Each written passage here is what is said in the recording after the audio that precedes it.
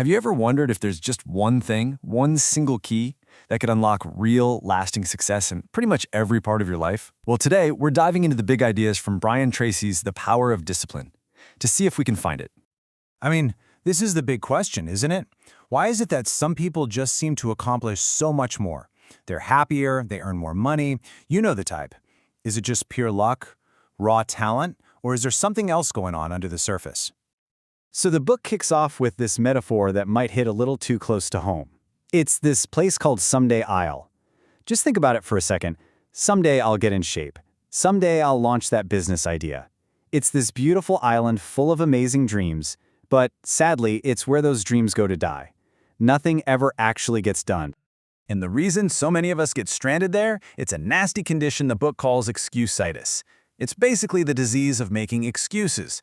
The main symptom is pointing the finger at everything and everyone else for your problems. And let me tell you, that mindset is absolutely fatal to success.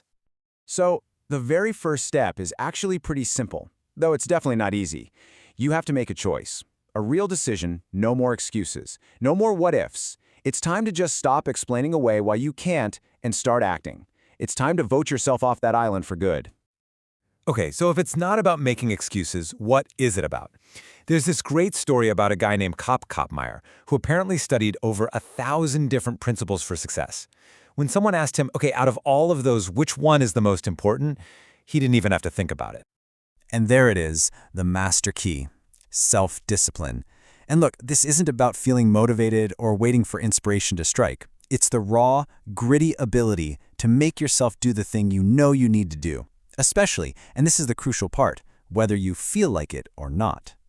Think of it like this. Self-discipline is the engine of your success. You can have the fanciest car in the world, that's all the other 999 principles, but without that engine, you are going absolutely nowhere. But with it, suddenly everything else just roars to life. But here's the thing. Building this kind of discipline means you're in for a fight. And the enemy isn't out there somewhere. It's actually two really powerful forces deep inside all of us. Every single day, probably every hour, you're standing at a crossroads. One path, the path of least resistance. It whispers in your ear, hey, just take the shortcut, do what's fun and easy right now. But we all know that path almost always leads to long-term pain and regret. The other path, the path of discipline. Yeah, it's harder, it's uphill, but it's the only one that leads to the future you say you want. This quote really just nails it. It all comes down to a shift in focus. Are you focused on the long term, pleasing results, or are you focused on the short term, pleasing methods?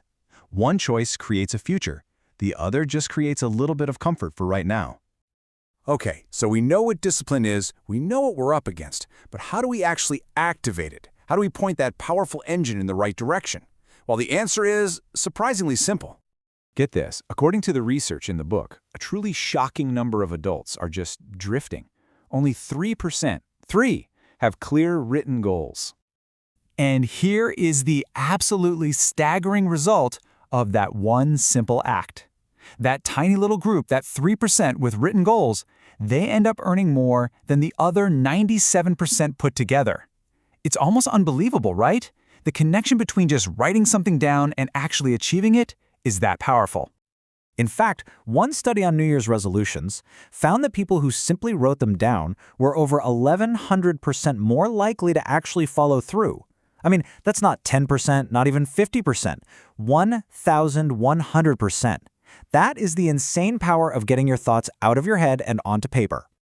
So here's the game plan, the discipline method to get you into that 3% club.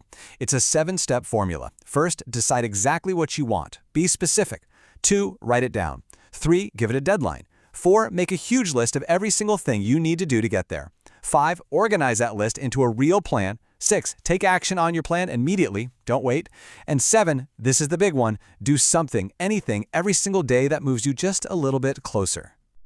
All right, now even if you have the perfect plan, that little monster, excuse-itis, it can still creep back in. To really build a rock-solid foundation of discipline, you need a powerful antidote. And it all comes down to choosing your mindset.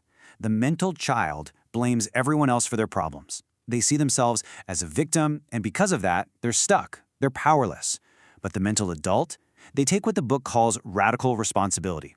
They know they can't control what life throws at them, but they know they can always control their response, and that's where all the power is. These three little words, they're like a superpower. They're the ultimate cure for blame and negativity. The second you feel yourself getting angry or frustrated or feeling like a victim, just say, I am responsible. It actually short-circuits that negative loop in your brain. You can't be angry and accept responsibility at the same time. It puts you right back in the driver's seat of your own life. So, what happens when you put it all together? You've got the master key of self-discipline, you've got clear written goals, and you've taken radical responsibility. The payoff here? It's not just about money or success. It's about who you become in the process. You see, the real prize isn't what you get on the outside. Every single time you choose the hard thing, every time you practice self-discipline, your self-esteem goes up. Your self-respect grows. You feel this deep sense of personal pride. You're not just hitting goals. You're literally forging a stronger character. You're building a version of yourself that you can truly look at in the mirror and admire. The great Napoleon Hill said it best. And you know he wasn't just talking about financial riches. He meant the riches of a strong character, of deep self-respect, of a life lived on purpose. It really is the key that unlocks every single door worth opening. The book leaves us with this incredible way to think about it, almost like a chemistry experiment. Imagine your personality starts out like a liquid. It's soft, it's formless. But the intense heat of self-discipline, of doing the hard things over and over and over, it actually crystallizes your character. It forges you into something harder, stronger, more defined. And that change, it's permanent. And that really brings us to the final, most important question. Right now, your character is fluid. Every single day, you face these little choices that apply the heat of discipline. So the only question left to answer is, what kind of person are you going to forge yourself into? What will you become when you finally crystallize?